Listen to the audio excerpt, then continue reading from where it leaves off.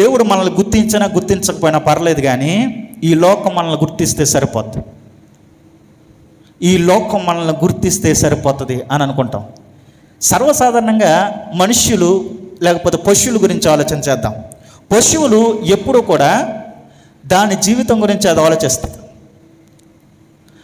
పశువులు లేకపోతే జంతువులు అన్నీ కూడా ఏం ఆలోచిస్తాయి అని అంటే, నాకు ఈ సందర్భంలో తిండి కావాలి, ఏదో ఆహారం కావాలి అని ఆహారం గురించి ఆలోచన చేస్తాయి. ఇతరులు ఎలా పోయినా దానికి అనవసరం. కానీ మనుషులు యొక్క స్వభావం ఏంటో తెలుసా? మనుషులు వారి యొక్క జీవితాల్ని వారు ఆస్వాదించకుండా వారు చేసేటువంటి పని ఏంటో తెలుసా? ఇతరుల గురించి జీవిస్తారు. వారి గురించి వారు జీవించరు, కానీ ఇతరుల గురించి జీవిస్తారు మనుషులు.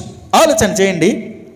ఎప్పుడైనా సరే నాకు మంచి పేరు రావాలి, నన్ను అందరూ మంచివాడు అనుకోవాలి, లేకపోతే నన్ను అందరూ గుర్తించాలి, నన్ను అందరూ గొప్పవాడిగా గుర్తించాలి అనేటువంటి తాపత్రయం ఉంటుంది. నాకు నేనుగా జీవించాలి అనేటువంటి ఆలోచన మనకు ఉండదు. ఎప్పుడూ మన ఆలోచన ఏంటంటే, ఇతరులు మనల్ని గుర్తించాలి, ఇతరులు మనల్ని గుర్తిస్తే చాలు, ఇది సరిపోద్ది ఈ జీవితానికి, అంతకుమించి అవసరం లేదు అని అనుకుంటాం. అలాగే ఇతరులు గుర్తించడానికి మనం చేసేటువంటి పని ఏంటో తెలుసా? రకరకాలైన పనులు చేస్తాం.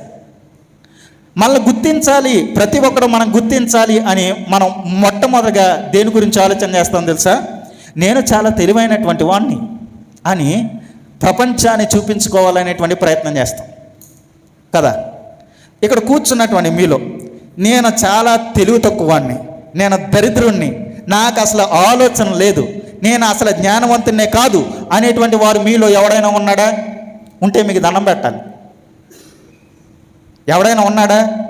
పోని ఇక్కడ కూర్చున్నటువంటి నువ్వు తెలివి తక్కువే, నువ్వు అసలు జ్ఞానవంతుడివే కాదు, మీకు అసలు తెలివి లేదు అని అన్నాను అనుకోండి, మీ ఎదురుగా వచ్చి ఏం చేస్తారు? చెప్పవలేరా, ముందు నీకు నువ్వు చూసుకో అంట. నాకు తెలివి లేదని నువ్వు చెప్పడానికి నువ్వెవడవు అని అంటారు. తెలివి లేదు అని మనం అనిపించుకోలేము.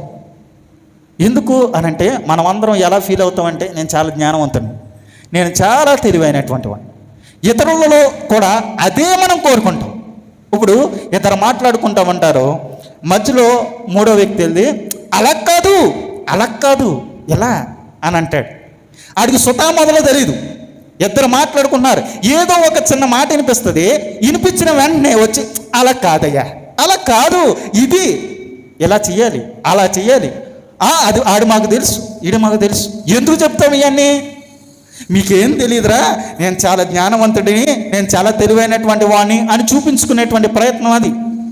అలాగా చూపించుకుంటే మనం సాటిస్ఫై అయిపోతాం కదా, మనం సాటిస్ఫై అయిపోతాం.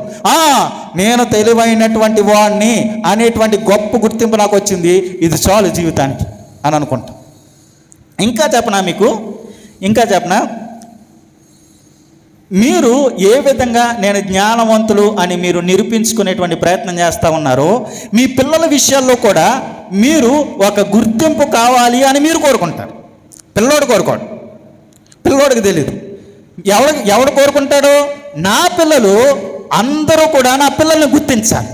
ఏ విధంగా గుర్తించాలి? వీడు చాలా తెలివైనటువంటి వాడు, వీడు చాలా జ్ఞానవంతుడు, వాడికి అవసరం లేదు, ఎవరికి కావాలి? మనకు కావాలి. అందుకని ఏం చేస్తామో తెలుసా? మనోడు 10th క్లాస్కి రాగానే ఒక పెద్ద ఫ్లాస్కోలో టీ వేసి ఆడితో పాటు కూర్చుని, ఆడు చదువుతాడు నువ్వు చూస్తావు, ఆడు చదువుతాడు నువ్వు చూస్తావు. ఎందుకు? 10th క్లాసులో 600కు 600 మార్కులు రావాలి. 600కు 600 మార్కులు రావాలి అని అంటే ఆడు చదవాలా, నేను కూర్చుని చూడాలి. ఈ కోరిక ఎవరిది? ఆడిది కాదు. ఎవరిది? తల్లిదండ్రులది. తల్లిదండ్రులు ఏం చేస్తారు? ఆడి భారం అంతా తీసుకొచ్చి ఈడి మీద వేస్తారు. ఈడేం చేస్తాడు? చదవలేక చదువుతాడు. చదివిన తర్వాత ఆడికి 600కి 590 మార్కులు వచ్చినాయి అనుకోండి. 590 మార్కులు ఎందుకు పని చేస్తారు ఈ మార్కులు? నేను ఏమని చెప్పుకోను బయటకు పోయి? మా వాడికి 10 మార్కులు తగ్గిపోయి అని చెప్పనా? మా వాడు జ్ఞానవంతుడు కాదని చెప్పనా? ఏం చెప్పమంట? నా తల తీసేసావరా నువ్వు అని అంటారు. నా పరువు తీసి పాడేసావరా నువ్వు అని అంటారు. గొప్ప ఉదాహరణ మీకు చెప్పనా? మీ పిల్లలకి స్టేట్ ఫస్ట్ వచ్చింది, లేకపోతే మీ పిల్లలకి 10th క్లాస్లో 600 మార్కులకి 600 మార్కులు వచ్చినాయి. అప్పుడు మీరు చెప్పే సాక్ష్యం ఎలా ఉంటుందో తెలుసా? మా వాడు చాలా బాగా కష్టపడ్డాడు. ఎంత కష్టపడ్డాడు అని అంటే రాత్రి పగలు తేడా లేకుండా కష్టపడి మరి 600కి మార్కులు తెచ్చుకున్నాడు. మా యొక్క పిల్లవాడు చాలా గొప్పోడు, చాలా జ్ఞానవంతుడు అని చెప్పుకుంటారు.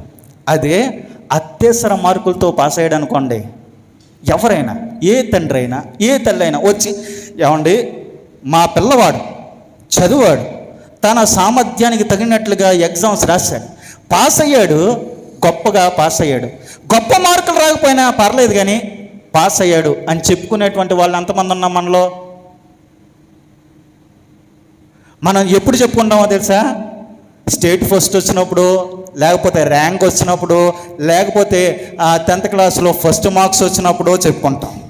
అదే అత్యవసర మార్కులు వస్తే మనం చెప్పుకోవడానికి ఇష్టం. ఎందుకు చెప్పుకోం? మన గుర్తింపు పోతుందేమో అని భయం, మన గుర్తింపు పోతుందేమో అని భయం.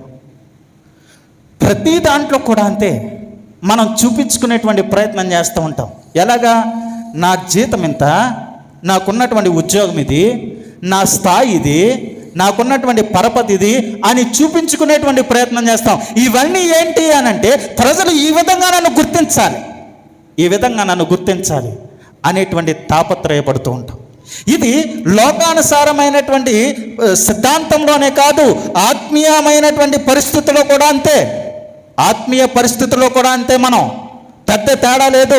మనం ఈ లోకంలో ఉన్నటువంటి వారికి మనం జ్ఞానవంతులు, మనం తెలివైనటువంటి వాళ్ళు, మా పిల్లలు తెలివైనటువంటి వారు అని ఏ విధంగా చూపించుకునేటువంటి ప్రయత్నం చేస్తున్నామో, ఏ విధంగా ప్రజలు మనం గుర్తించాలి అనేటువంటి ప్రయత్నం చేస్తూ ఉన్నామో, మన యొక్క ఆత్మీయ జీవితంలో కూడా అదే విధమైనటువంటి ప్రయత్నం మనం చేస్తూ ఉన్నాం. ఈరోజు ఇక్కడ కూర్చున్నటువంటి వాళ్ళల్లో చాలామంది ఎలా అనుకుంటారో తెలుసా? నన్ను ప్రార్థనా పరుడిగా ప్రజలందరూ గుర్తించాలి అని అనుకుంటాం.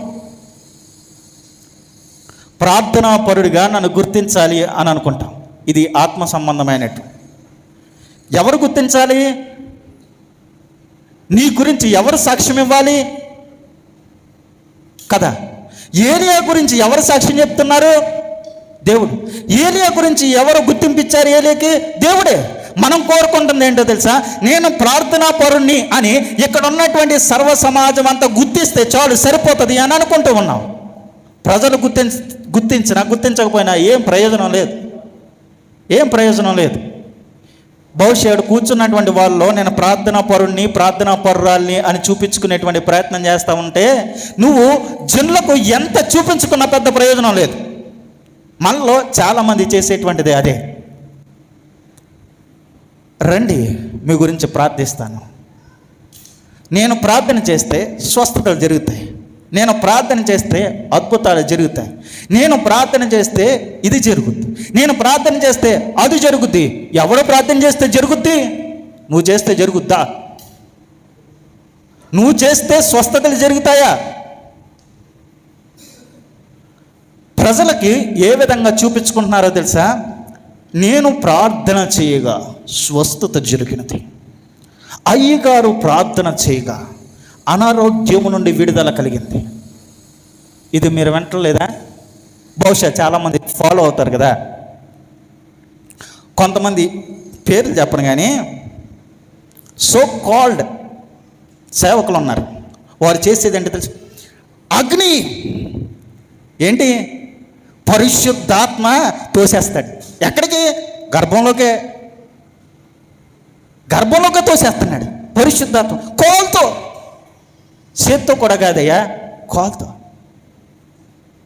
ఒకడు అంటాడు, ఇలా అంటాడు, అక్కడ ఉన్నటువంటి వాళ్ళందరూ కూడా ఎలా పడిపోతారు. ఎందుకు? ఆడికి గుర్తింపు కావాలి. గుర్తింపు కావడానికి వాడు చేసేటువంటి కార్యాలు అనేకం. మనం ఈరోజు చూస్తున్నటువంటి అనేక మంది వారు తమను తాము గుర్తించుకోవాలి, ప్రజలు నన్ను గుర్తించాలి అనేటువంటి ప్రయత్నంలో వారు తేరిపోతూ ఉన్నారు, వారు మునిగిపోతూ ఉన్నారు. దేవుడు నన్ను గుర్తిస్తే చాలు, మనుషులు గుర్తించవలసినటువంటి అవసరం నాకు లేదు అని ఎవడో అనుకోవట్లేదు. చాలామంది నేను గొప్ప వర్తమానికుణ్ణి అని చెప్పుకునేటువంటి ప్రయత్నం చేస్తాడు. నేను మంచి మాటకారిని అని చూపించుకునేటువంటి ప్రయత్నం చేస్తాడు. రకరకాలైనటువంటి పద ఉచ్చారణలు ఉపయోగించుకుని రకరకాల పదాలు వాడుకొని చేసేటువంటి పని ఏంటో తెలుసా? నేను ఇలాంటి వాణ్ణి అనేటువంటి గుర్తింపు పొందాలి అని చూస్తా ఉన్నాడు. ఇక్కడ కూర్చున్నటువంటి వారిలో నేను ఒకవేళ మనం పాట పాడేసిన తర్వాత వచ్చి పాట ఎలా పాడానంటావు? అద్భుతంగా పాడాను కదా, భలే పాడాను కదా. ఆడెవడో పక్కోడు అంటాడు, సూపర్గా పాడావు నువ్వు అంటాడు. చాలు, ఇది చాలు. అంటే పక్కోడు గురించి మనం పాట పాడుతున్నాం. మనం పాట పాడవలసింది ఎవరి గురించి? దేవుడి గురించి. దేవుని మహిమపరచడానికి, దేవుని కనపరచడానికి, దేవుని ఆరాధించడానికి మనం పాట పాడాలి. కానీ మనం చేస్తున్నటువంటిది ఏంటో తెలుసా? పక్కోడి గురించి పాడతాం. ఆడు నన్ను గొప్పగా పాడేవారంటే సరిపోద్ది, దేవుడు విన్నా వినకపోయినా, దేవుడు నా పాట ద్వారా ఆనందించినా ఆనందించకపోయినా, దేవుడు నా పాట ద్వారా దేవుడు స్తుతింపబడినా స్తుతించబడకపోయినా ఇది సరిపోద్ది, నాకు అది అవసరం లేదు, అది అవసరం లేదు అని అనుకుంటాం. అన్ని సందర్భాలు కొత్తగా కొన్ని విషయాలు జరుగుతూ వస్తూ ఉన్నాయి. ఏంటి ఆ విషయాలు అని అంటే, పెద్ద పెద్ద సేవకులు, చిన్న చిన్న సేవకులు ఎవరైనా, ఇప్పుడు ఉన్నటువంటి ట్రెండ్ ఏంటి అని అంటే, ఎవరైనా వారిని మీటింగ్కి పిలిచినప్పుడు పాంప్లెంట్లు వేస్తారు. తెలుసా మీకు? పాంప్లెంట్లు వేస్తారు. పాంప్లెంట్ వేసినప్పుడు వారి పేరులో ఏదైనా ఒక చిన్న దోషం ఉందనుకోండి, వాళ్ళు రావట్లేదు.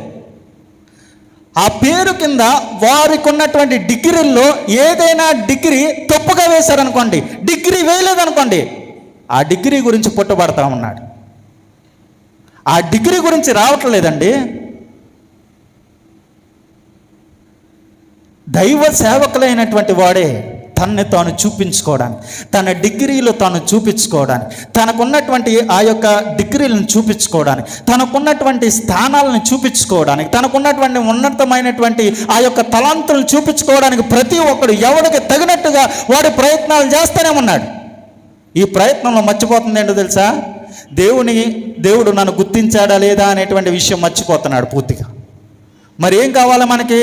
ప్రజలు గుర్తిస్తే సరిపోతుంది అని అనుకుంటున్నాను.